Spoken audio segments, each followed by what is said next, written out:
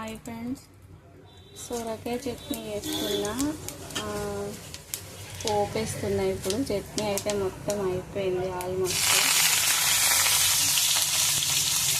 నేను ఏంటంటే ఆయిల్ కొంచెం లెస్గానే వాడతాను వంటలలో, పెద్దగా వాడను.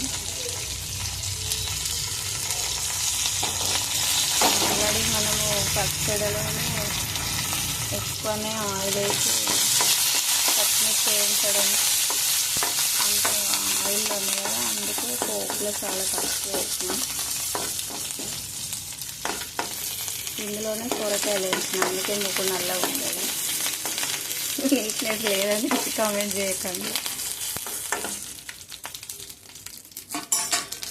పచ్చళ్ళకు పోపు వేసుకుంటే ఏంటంటే టేస్ట్ బాగుంటుంది. మామూలుగా రుబ్బుకొని తినే కంటే స్పూనున్నర వేసుకొని మనం చట్నీ పోపు వేసుకుంటే టేస్ట్ అయితే చాలా బాగుంటుంది. బాగా కుదిరింది చట్నీ అయితే.